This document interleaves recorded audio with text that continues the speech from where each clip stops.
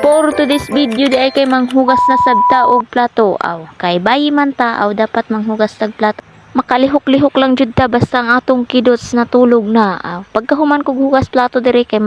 manglaba ko. Pagkahuman diha kay maligo na pud ko. Dili na pud nako na video kung unsa na ko paglaba diha kaya syempre kita ra pud isa maghawid cellphone di ba? Wala man tay kauban. Bintahan akong walay klase kay makapahulay-pahulay si Inday. Kung naay klase ay ambot na lang jud kay ako lang jud akong baba kung naay klase kay sira napay mga anak nga badlongon kaayo ay mayra kong gamay pa kay di pa magpabadlong. Sige ra hilak pagkahuman gipaspasan ako ng hugas kay syempre kabla na mo usay kinabuhi sa kainahan nga balikyaton ang mga trabaho sa balay. Tinuod jud ang panutihon sa atong ginikanan kung unsa ilang magian jud nimo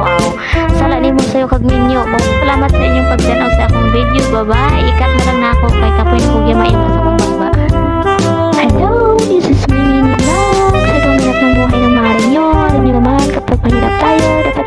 syempre walang permanent na bahay. Ito umiuwi naman kami dito sa bukid kasi kami sobrang hirap talaga kasi ito pit yung anak ko sa school and then patapos yung asawa ko at saka yung isang anak ko mauna na sila nandyan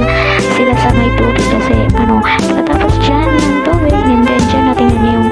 namin daanan namin sobrang hirap talaga dyan may mga mga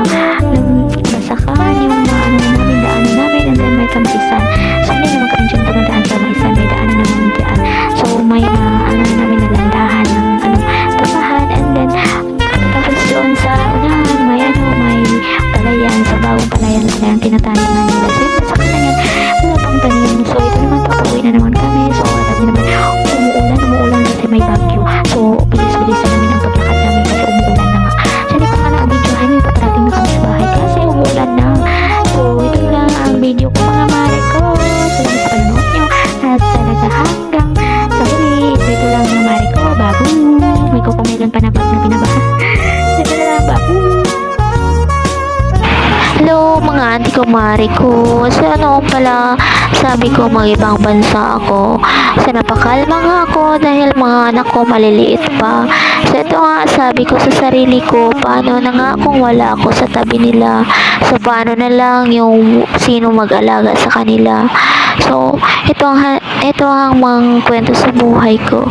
so sabi ko bakit ganito ang buhay ko bakit ganito ako pinanganak ako ng mahirap bakit mahirap yung mga magulang ko ito ang tanong ko sa sarili ko bakit ba ganito bakit pa kailangan nating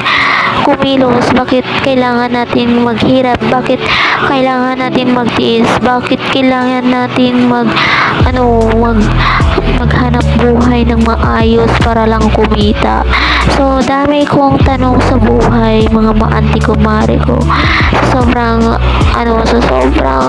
crisis nga so ito sabi ko na-decido ako na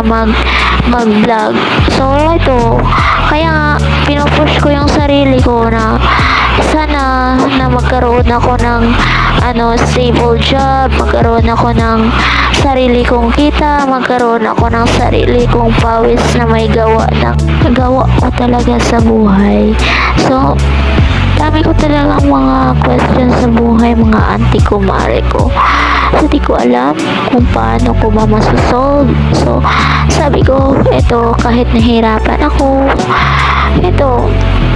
mag-upload pa rin ako ng mga content ko kasi may pangarap talaga ako sa buhay kaya nga ako nandito sa social media